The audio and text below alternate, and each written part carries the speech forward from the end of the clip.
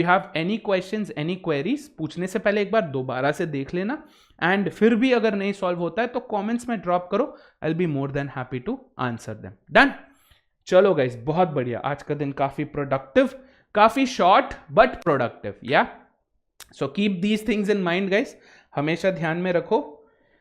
First things first, question statement को, question statement, इसमें एक स्टेटमेंट दो स्टेटमेंट नहीं रहेगा, पैराग्राफ्स में होंगे, डेटा नंबर्स में भी हो सकते हैं, वर्ड्स में भी हो सकते हैं। सो हर वर्ड आपको ध्यान से पढ़ना है, डेटा को केयरफुली पढ़ना है, स्किम नहीं करना है, ठीक है। स्टेटमेंट, इंस्ट्रक्शंस, स्केल, जो भी दिया हुआ है उसे ध्यान से पढ़ो, make note of important things to avoid silly mistakes.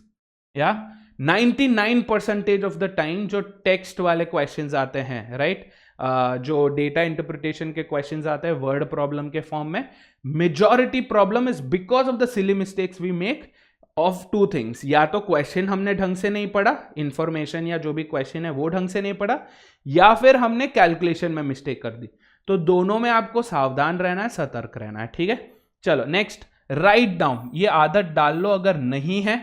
अगर आप ये करते हो, बार बार पैसेज को देखते हो, बार बार टेक्स्ट पैराग्राफ को देखते हो, अवॉइड करो। ये सिर्फ वर्ड प्रॉब्लम में नहीं, किसी में भी, कोई भी टेबल चार्ट, कहीं पर भी, कोई भी अगर आपको ऐसा इंपॉर्टेंट इंफॉर्मेशन दिखे जो हाई चांसेस है स्किप हो जाएगा, नोट कर लो अपने रफ बुक में, ठीक है।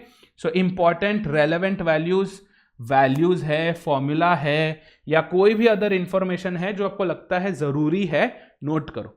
जो जरूरी नहीं है उन्हें मत नोट करो। जैसे वो वाले सेट में साइनोबैक्टीरिया नोट नहीं किया क्योंकि हमें पता है कि इंपॉर्टेंट नहीं है, राइट। जो डिपार्टमेंट ये स्टडी कर रहा था वो हमने नोट नहीं किया, डेट हमने नोट नहीं किया, सिर्फ ईयर किया क्योंकि सेम डे था, 2 जैन हर रोज, ठीक है, हर साल। या डन।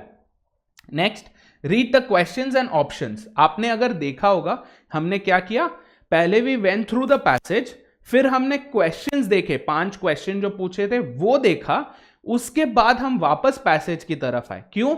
हमारा जो अप्रोच होगा, हमारा जो फर्स्ट स्टेप होगा वो किस पे डिपेंड करेगा? क्वेश्चंस पे। आपका परसेप्शन क्या है वो इंपॉर्टेंट नहीं है, है ना। क्वेश्चन पेपर सेट करने वाले का क्या परसेप्शन था, वो कैसे देख के सेट किया था, वो जरूरी है। और वो कैसे पता चलेगा आपको? Only and only if you have a look at the questions and the options.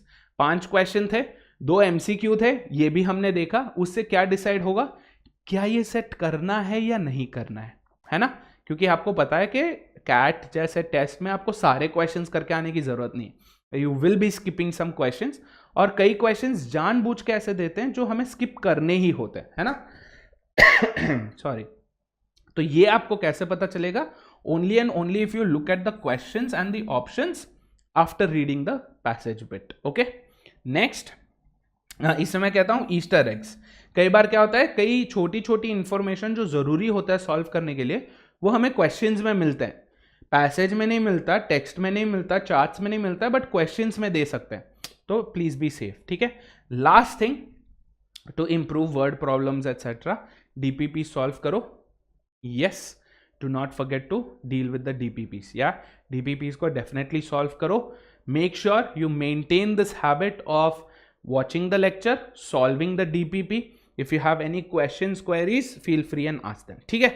Okay guys, thank you so much. I think आज का दिन काफी productive रहा. Yeah, I hope you guys solve the DPPs and practice a lot. All the very best and always keep in mind, डरने की क्या है बात जब MBA वाला है आपके साथ. Cheers guys.